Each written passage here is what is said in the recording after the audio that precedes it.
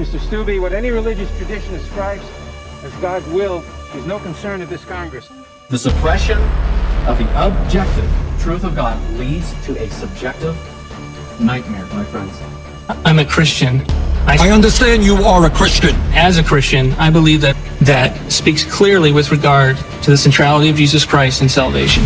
I say this in all love, in all respect. I cannot be an enabler to somebody's self-deception.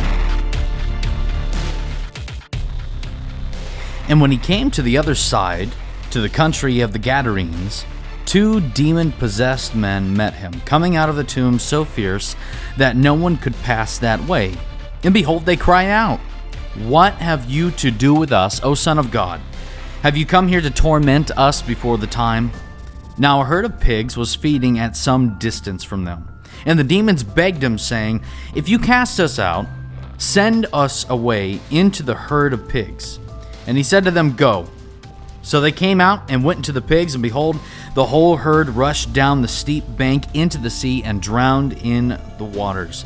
The herdsmen fled, and going into the city, they told everything, especially what had happened to the demon-possessed men. And behold, all the city came out to meet Jesus. And when they saw him, they begged him to leave their region. Welcome back, everybody, to the King of the Cosmos. Hope you're having a good day. We are going to be having a very different kind of Bible study tonight. We're still going through the book of Matthew. It's in Matthew chapter 8, verses 28 through 34. And what we're going to be getting into tonight, or today, whenever it is that you're watching this, is a discussion about demons, okay? Now, it's very funny. It is very funny to me. It's very funny to a lot of people, in fact, that Christianity is a very supernatural religion, okay? Can we at least, if you're a Christian, can we agree on that? God created the heavens and the earth, the universe in 6 days. That's pretty supernatural. The whole reality of the incarnation of God himself becoming a man, that is supernatural. Everything about our faith is supernatural. We should not be surprised at the supernatural in our faith, but it's funny that when we come to the supernatural things, we tend to shy away from them. We don't like to talk about them. We don't like to think about them, and that's especially true within the realms of, the heavenly realms, the spiritual realms, when it comes to angels and demons and cherubim and seraphim, God's divine counsel. All of this stuff is going on all around us all the time. There is an entire world of things out there in the spiritual realm, some of which we know about, some of which we don't. And it's very funny to me and to a lot of people how we shy away from that. We don't like to talk about that. We don't like to think about that. And I think it comes down to human pride. We want to be able to logically explain some things. And so when we can't logically explain things, well, what do? We push them aside. We cast them away. We don't even think about them. We don't like to think about them. My friends, that's just simply not the right approach. Biblically, that's not the right approach. We don't cast away our theology because God's eternal. We accept that to be true. We don't know what that means. Like, in the whole picture, I can't conceptualize eternity, but nevertheless, we accept God to be eternal. He's sovereign. How that works out with human will and His will always comes out on top without interfering with our will. How does that work? We don't know. There's tons of things in the Christian faith that is simply supernatural and we can't explain it. So we shouldn't shy away from these things, especially when we get into the study that we're going to be getting into today with demons, because that's what we're dealing with in the text in Matthew chapter 8. Jesus comes across the Sea of Galilee into the region of the Gadarenes, okay? And he finds 2 possessed men. Now, when we get into this study with demons, with angels, with fallen angels, with what happened, you may be sitting there thinking, why are we studying this stuff? First of all, two things. Number one, I say that if it's in the Bible, we should have the right to study it. God gave it to us. We can study it. We shouldn't be offended at that. Number two, legitimately, brothers and sisters in Christ have legitimate questions about demons and the supernatural realms and the divine counsel and everything like that. These are logical questions. These are good questions that people have. So even though if you may not be fed by this kind of study, well, your brothers and sisters are definitely being fed by this kind of knowledge because they have questions that they want answered. So, let's have patience for those who want to know about this stuff, okay? So, we are getting into a very cool topic. I mean, it is a cool topic. I'm excited to get into this. We got into it Wednesday night.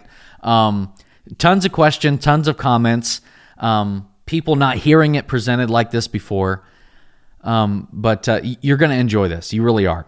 So, Jesus comes across the sea. He just got done calming a storm, and that was revealing he was the Messiah. And not only that he was the Messiah, but what the nature of the Messiah was, he's Yahweh, perfectly mirroring Psalm 107. He comes across the sea, and he encounters two possessed men, okay? And before we get into the supernatural stuff, we have to deal with contradictions, okay?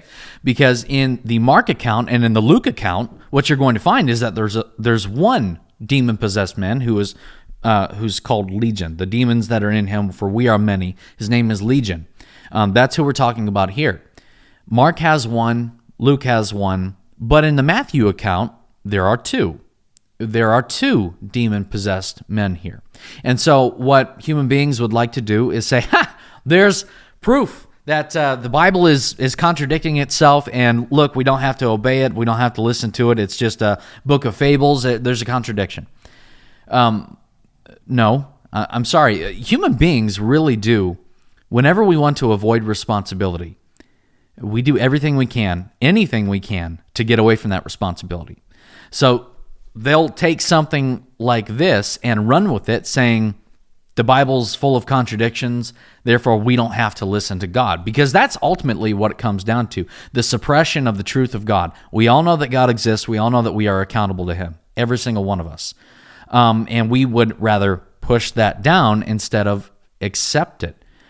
So, if something seems like it's discrediting the Bible, the world will run with that.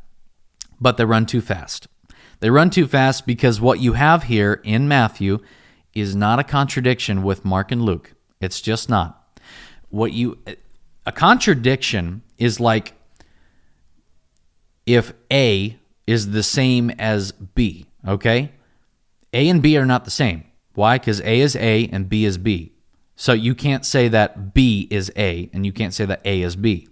A and non-A cannot both be A at the same time and in the same way. That is a contradiction, okay? So how that relates to the text is if Mark and Luke decided to go ahead and say there was only one demon-possessed man there, and then you go on over to Matthew and it says that there are two, yes, you would have a contradiction. But that's not what the accounts say, okay? They mention a demon-possessed person, but not only one, okay? Here's a good illustration for you, okay? And I brought this up last night. Let's say that there's a car crash that happens. There's a car crash that happens on the street, and it careens into the sidewalk, and it takes out a lamppost, and the windshield busts, and a tire goes flying off, okay? And there are three witnesses to it. The first witness says, well, I saw the windshield, get all busted up. The second witness says, oh man, he knocked over a lamppost. The third witness says, tire flew off and it hit another car. Is that a contradiction? Or are they all just coming to the car crash scene at a different perspective, emphasizing different things? Yes, that's not a contradiction. That's them explaining things differently from their own perspectives, okay? And that's what Matthew's doing here. Matthew's very articulate in some details. I would say definitely more articulate than Mark is. Mark's very general, quick, fast, immediate kind of things. Matthew's more detailed, okay? So, we have to remember that when we look at this text, there is no contradiction, and there's no real excuse that you're going to be able to use before the throne of God to say, oh, look, you contradicted yourself, therefore you're not real. That's not going to work. It's just not going to work. So, now that I said that, we can get on to the supernatural stuff. If you look in the New Testament, okay? If you look in the New Testament, let's back up to the Old Testament. Demon possession did not happen in the Old Testament. It simply did not happen. There may be references to demons or spirits very briefly, but there's no good, thick account of demon possession until leading up and going into the first century, okay? That's for a reason. That is for a reason. God designed that to happen for a reason, because it was all to prove that Jesus was the Messiah. One of the things that the Jews were expecting the Messiah to do was to cast out demons, have that ability, something that hasn't been seen before. Jesus did it. He's been doing it for a long time, casting out demon after demon at Peter's house, and now he's healing a man with 2 demons. That was one of the things that was expected by the Messiah. It didn't happen in the Old Testament. It happens in the New Testament to prove that he is who he says he was. But then when you look deeper into the accounts, what you're going to find is that demon possession, while there are cases of demon possession in Israel, when you read stuff like this, and then you go into Acts, okay, the demon possession experiences seem to be more prevalent in Gentile areas, like in Athens and other places like that. They seem to be more prevalent. And it's the same case here, because where Jesus is, he's in a location where there are a bunch of Gentiles. This is very much Gentile territory, even though it's still in the land of Israel, okay? There's tons of Gentiles around here, and we know that because of the herd of pigs. There's a herd of pigs that the demons jump into because they want to get away from Jesus. Jews didn't keep herds of pigs. That was very unclean. That was, according to the Pentateuch, that was unclean. You did not do that. And a pig was an unclean animal, so you did not have herds of pigs. This is a Gentile region, okay? But why you see more demon activity, I believe, in Gentile areas or amongst more Gentile people is because of what happened at the Tower of Babel, okay? In Deuteronomy chapter 32, and I'm going to pull you up on my screen here so that you can see this, you can follow along and everything like that. In Deuteronomy chapter 32, verse 8, it says, "When the Most High gave to the nations their inheritance, when he divided mankind, he fixed the borders of the people according to the number of the sons of God." Okay? So, what's going on here in this text, okay? When the Most High gave the nations their inheritance, and then he describes when this happens. When he divided mankind, he fixed the borders of the people. When did that happen? That was at the Tower of Babel, Genesis 11. That is when God divided up all of the nations, and he disinherited them. He disinherited them, but of course, God is still in control. He's still sovereign over all creation. So instead of God directly ruling over these nations, he gave allotments to those in his divine council, the sons of God. He fixed the borders of the people according to the number of the sons of God. And these sons of God, when you look in the Old Testament, it's always talking about divine beings, angelic beings. We know this from Job. In Job chapter 1, when the sons of God, the divine council, gathered together, what did they do? They had a meeting, and Satan came in and everything like that. But it was the sons of God. So when God disinherited the nations, he put his own divine creatures that he created. We like to call them all angels, but they're not all angels. Angels are messengers. There's cherubim and seraphim and a whole host of different beings that God created that we simply don't even know exist. So he put these sons of the Most High, sons of God, over these nations, but these sons of God were still supposed to be under the authority of Yahweh. They were still to report to him and deal in the same way that Yahweh deals.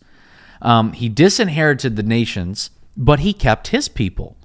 Abraham, all the people that come from Abraham, that is his people. It says that in verse 9, when he disinherited the nations, but the Lord's portion is his people, Jacob, his allotted heritage. And it goes on to talk about where he found them and everything. When he disinherited the nations, God still kept his people, though. That was his inheritance. But something happened along the way. These sons of God, the divine beings, disobeyed God. They disobeyed God, and we know this because Psalm 82 talks about this. And now I'm bringing you over to Psalm 82 on my screen. God has taken his place in the divine council. Okay, so right away, we know what the setting is. The setting is in the divine council. It's in the heavenly courts. Same thing as in Job chapter 1. God has his own council that he allows them to put in their input and everything like that. We actually see this in, 1 Kings 22, when a bunch of the spirits and the sons of God are giving God ideas on what we could do. We could send a lying spirit to the king so that he'll believe a false prophecy and everything like that. We remember that. And that's the setting here. God is in his divine council, okay? In the midst of the gods, he holds judgment. Now, as soon as we see the word gods, we like to freak out and say, but there's no other gods. We have to remember that the term Elohim, okay? The term Elohim that's used here doesn't mean a particular being who has certain amount of attributes and all power like Yahweh has. He's an alternative God like Yahweh. The term God means spiritual being in Jewish thought. That's what it means. Unfortunately, when we see English words, we like to put a bunch of attributes and things on. We like to define it ourselves. But the Hebrew term Elohim doesn't mean that. It means spiritual being. That's who these divine beings are, the sons of God. They are just spiritual beings. So God has taken his place in the divine council. In the midst of the gods, he holds judgment. And he says in verse 2, how long will you judge unjustly and show partiality to the wicked? Give justice to the weak and to the fatherless. Maintain the right of the afflicted and the destitute. Rescue the weak and the needy. Deliver them from the hand of the wicked. They have neither knowledge nor understanding. They walk about in darkness. All the foundations of the earth are shaken. So right now, these gods, these same divine beings, sons of God that God placed over the other nations to report back to him and to deal in justice and righteousness, all of a sudden they ain't doing it. We've heard this kind of thing before. God's creatures rebel against him, not just with human beings, but with angelic creatures as well. They rebelled against him, and God is rendering judgment right now. And the judgment is this in verse 6. I said, you are gods, sons of the Most High, all of you. Nevertheless, here's the judgment. You, like men, you shall die. That is the judgment. Meaning they're not men. They're angelic beings. They're divine beings. They're spiritual beings. But their punishment is that you're going to die. You're going to die just like mankind dies and fall like any prince. Final conclusion right here in verse 8. Arise, O God, judge the earth, for you shall inherit all the nations. Okay? Notice this bottom phrase, for you shall inherit all the nations, okay? God disinherited the nations at Babel. We learn that from Deuteronomy 32, okay? And the whole point in bringing the Messiah about, okay, is to redeem mankind and bring all the nations back under the control of Yahweh. He is the one that will be in control of all. He is sovereign. He's already sovereign over them, but they have been disinherited. But God wants to reclaim his inheritance. He will inherit all the nations, and he does this through the Messiah. When Jesus says, go into all the earth, preach the gospel, teach them, baptize them, make disciples to every part of earth, because the Messiah has all authority in heaven and on earth. That's what this is all about, okay?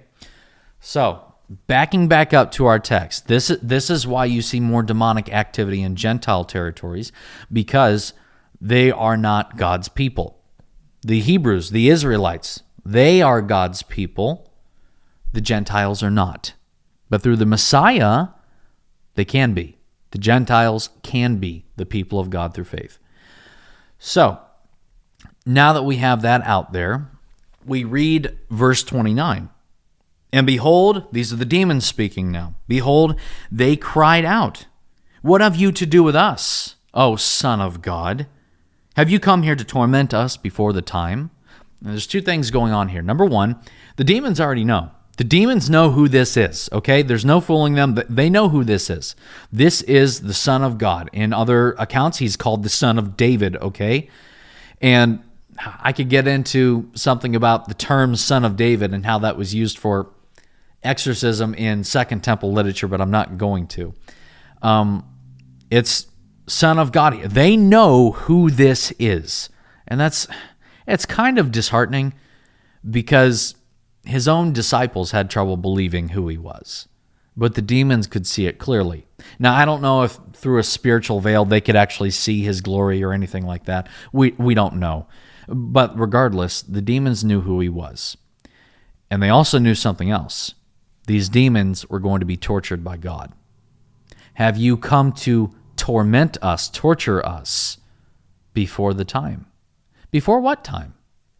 Remember, in 2 Peter chapter 2, it's actually revealed what's going to happen, where these demons are and what's going to happen. 2 Peter chapter 2, verse 4, "For if God did not spare angels when they sinned," we'll talk about when they sinned here in a moment, "but cast them into hell and committed them to chains of gloomy darkness to be kept until the day of judgment," okay? God threw them, bound them in eternal chains, threw them into, in the English text it says hell, but the Greek word there is Tartarus. And in mythology, in Greek mythology, Tartarus was the lowest part of hell. It was reserved for the lowest of the low. It's the furthest that you could get from heaven. It is the coldest, darkest, blackest place that you could be. It's the worst. And that's where these angels are. But they're not being punished yet. They're more or less in prison. They're being kept. They're being kept until the judgment.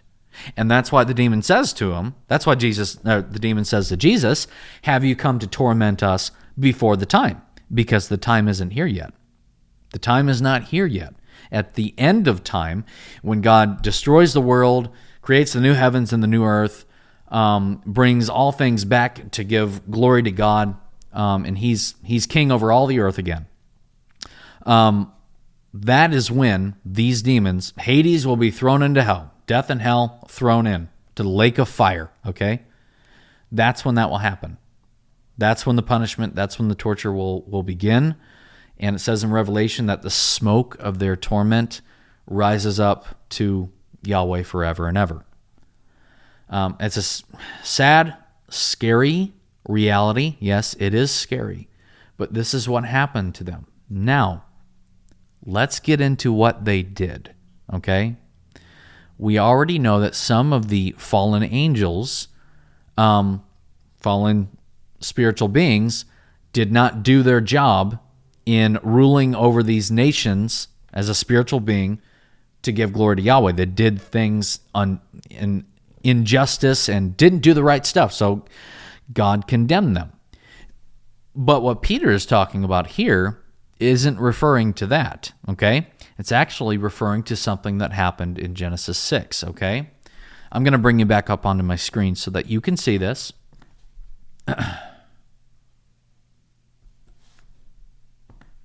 Hold on. Okay. So this is what happened. When man began to multiply on the face of the land, the daughters were born to them, the sons of God. And remember, when we look in the Old Testament, the sons of God means angelic beings. The sons of God saw that the daughters of man were attractive, and they took as their wives any they chose. Then the Lord said, My spirit shall not abide in man forever, for he is flesh. His days shall be 120 years. Verse 4, the Nephilim were on the earth, or giants. That's the race of giants. The giants were on the earth in those days, and also afterward. How? When the sons of God came into the daughters of man, and they bore children of them. These were the mighty men who were of old, the men of renown. Okay. So that's who we're dealing with right here. These sons of God, they wanted to apparently experience the pleasures of the flesh that they did not have in their spiritual bodies, because they did have bodies, but they were spiritual bodies, but apparently they didn't have the ability to, feel these kind of passions and desires that human beings got to. So they went ahead and they went into the daughters of men. It says in Matthew chapter 19 that Jesus said, in heaven, we're going to be we're not going to be angels, but we're going to be like the angels who are neither given in marriage. We don't marry. We're not given in marriage. There's no husband and wife, because that part is all done and over with. The whole reproductive stuff is all done and over with. It doesn't mean that that's what the angels are supposed to do. It doesn't mean that that's what they did. Proof is in the pudding of Genesis 6, okay? That's what happened. The sons of God came here, and they took wives, and they had children, and they were a hybrid race called the giants. Now, if this is your first time hearing something like this, you're not alone, okay? You're not alone. There's a lot of research on this. There's a lot of studies done on this. For the vast majority of Jewish history, if you were to ask an ancient Jew, hey, what does Genesis 6 mean? They'd actually tell you this very thing. They'd tell you that, it was when the angels came and mated with the daughters of men, and they begot a hybrid race. That's what the ancient Jew would tell you that. The first century Christians would also tell you that. The early church would tell you that. In fact, a lot of church history would tell you that. It's not until the 1200s that the idea came around that the sons of God were just men. That's actually a very new idea when it comes to the history of biblical thought, okay? That's a very new idea. For all the rest of history, this is what they believed on the text. In fact, we even have proof of this from the biblical writers themselves. We already talked about 2 Peter chapter 2, but there's also a very interesting text in Jude, in the book of Jude, okay? In fact, I turned it in my Bible, but I'm just going to bring you up on my screen again so that you can see Jude 6, okay, starting there. And the angels who did not stay within their own position of authority, but left their proper dwelling, he has kept in eternal chains under gloomy darkness until the judgment of the great day. There's that thing again. Have you come to torture us before the time? Now, Jude will get into describing what they did by comparing it with Sodom and Gomorrah. Verse 7. Just as Sodom and Gomorrah, so just as Sodom and Gomorrah and the surrounding cities, which likewise indulged in the sexual immorality and pursued unnatural desire, okay? You see right here, there's a textual variant. I hope that's showing up for you. It says different flesh or strange flesh in some translations. They serve as an example of by undergoing a punishment of eternal fire. So there's a connection between the angels that sin who are kept in eternal darkness, and there's a connection between them and the angels. I can't talk today. The angels that sinned and Sodom and Gomorrah, just as, likewise, are the words that Jude uses. And what is that to symbolize? They went after strange flesh. They went after unnatural desire. Angels, spiritual beings, are not supposed to be with human beings. It was a hybridization, and that created the race of giants, okay? That's where demons come from. They got caught, obviously, because nothing goes without, nothing goes outside the attention of Yahweh. Nothing does. He's sovereign. I don't know why they thought they could get away with it. Being in heaven, knowing exactly who God is, I don't understand the thought process of how you thought you could get away with it, or if it's just to make things harder on God. I don't know. But that's what they did, nevertheless. This is what they did. A lot of people have questions on demons. This is where they came from. This is what happened. This is confirmed by what the ancient Jews read and what they wrote. If you ever get into Second Temple literature and you read the kinds of things that they have, their interpretations of all this stuff, what they would have thought of, this is what they would have told you. So that's where demons come from. That's where demons come from. Now, when we get to verses 30 and 32, and back in Matthew, turn your Bible, Nathan. Back in Matthew chapter 8, verse 30. Now a herd of pigs was feeding at some distance from them. And the demons begged him, saying, "If you cast us out, send us away into the herd of pigs." Okay, why? Why did they ask that? Because in Jewish thought, okay, it was actually a curse not to have a body. Okay, it was a bad thing. You did not want to have a body. Even the spiritual beings, they have a body. They're not just a protoplasmic floating thing of gloop just up there. No, God creates bodies for souls to inhabit, okay? And these spiritual beings had bodies too until they were punished and they were cast out of them into the abyss. That's where they went. So when God, let them go roam around the earth so that God, when he came here, the Messiah could cast them out, they wanted to get back in a body. So they possessed people. They wanted to have a body again. That's why so many crammed into one or two men, okay? And that's why they ask, don't throw us back into the abyss, okay? In fact, it's not even this account that says throw us back into the abyss. I believe that's Mark or Luke that says that. Please send us into the herd of pigs. So in verse 32, and he said, "Go." Jesus said, "Go." So they came out and went to the pigs, and behold, the whole herd rushed down the steep bank into the sea and drowned into the waters. So they wanted so badly to get away and to keep some sort of a body that they went into the herd of pigs and drove them down the slope and drowned themselves anyways. Yeah. Epic fail. Face palm, everything like that. This brings the concept of demon possession brings up an interesting question. Can Christians be possessed today by demons? Okay? Lots of people have that kind of question. And I'm going to tell you no, for two reasons. Two reasons, okay? Here's two reasons why that can't happen. Number one, the whole point of God letting demons possess people, letting them loose on the world, was so that the Messiah could be proved to be the Messiah when he cast them out, and the apostles, that their message was authentic, okay?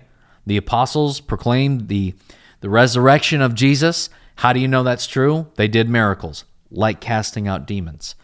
After that time was over, after the first century was done, the message was confirmed by miracles, the canon was complete, there was no more need for God to let demons roam around and possess people because the Messiah is no longer here and the apostles are no longer here.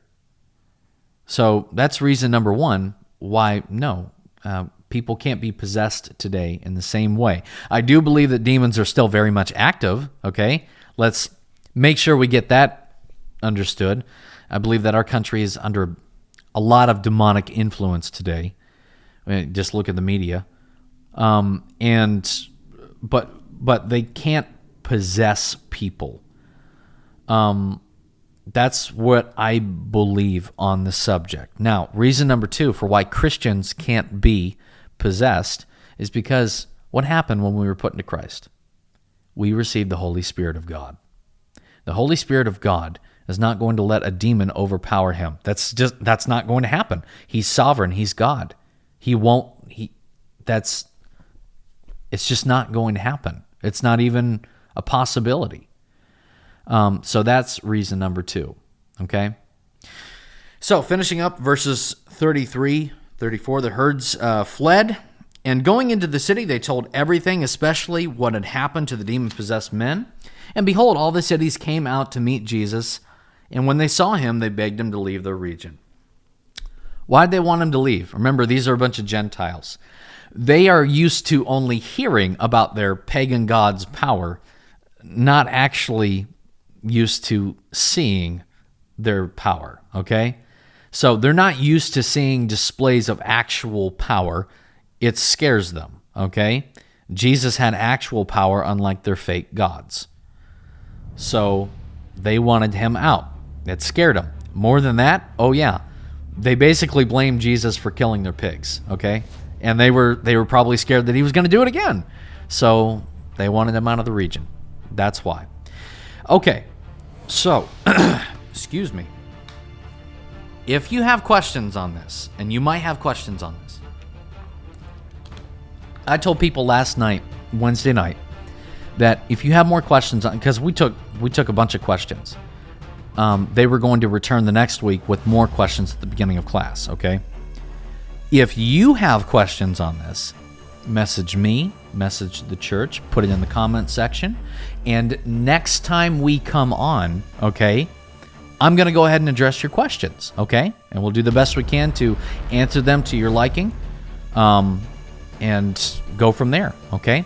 If you want to do more research on this kind of supernatural stuff, which really makes the biblical world like huger, okay? It makes it huge to imagine all the spiritual stuff going on around us. If you want to do more research on this, and you want somebody from the church, you can check out Tyler Gilreath's book. I'm either going to put it here or here. Am I poking it? I'm probably poking it.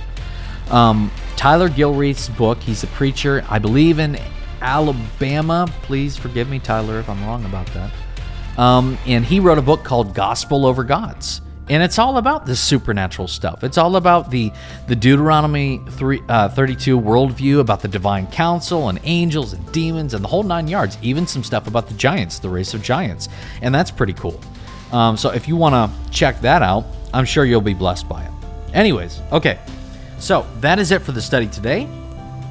Next time, we're going into one of my favorite chapters in Matthew, just proving that he is God, Matthew chapter 9. When he heals a paralytic, okay? That's going to be fun. So, okay, take care. Have a good day. Love you all. And we'll see you next time, okay?